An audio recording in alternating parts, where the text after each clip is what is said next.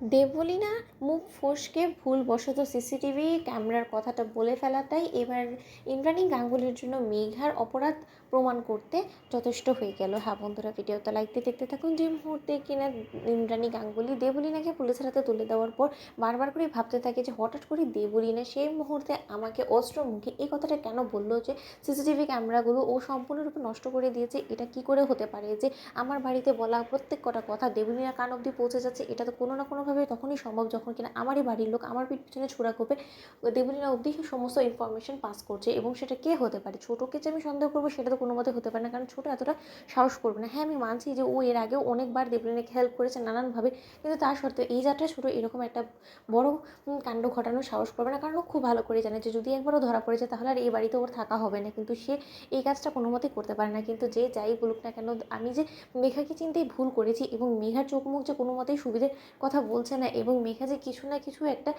তালগোল পাকাচ্ছে সেটা খুব ভালো করে আমি বুঝতে পেরে গেছি। এবার আমার মেঘার উপরে নজর রাখতে হবে।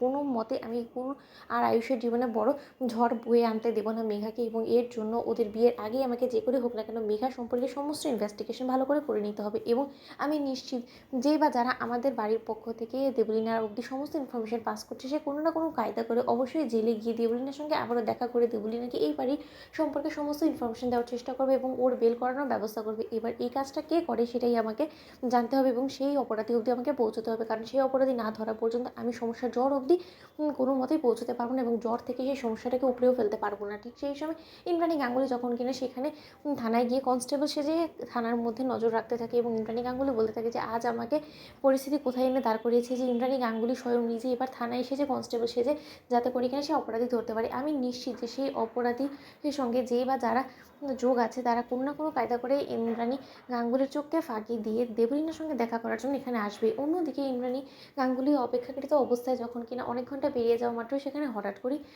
মেঘা চলে আসে এবং মেঘাকে দেখা মাত্র ইন্দ্রাণী গাঙ্গুলির চক্ষু চড়ক হয়েছে এবং বলতে থাকে যে কী ব্যাপার, মেঘার তো এখানে আসার কোনো রকম কোনো কথা না, মেঘা এখানে কী করে এলো এবং কেনই ভালো কার সঙ্গে এবার দেখা করার জন্য এখানে এসেছে? আমি যদি খুব একটা ভুল না হয়ে থাকি ওকে কোনো মতে দেবলীনাকে সহযোগিতা করছে, আমাদের সমস্ত খবর বাড়ির পাস করছে কি এই মেঘাই?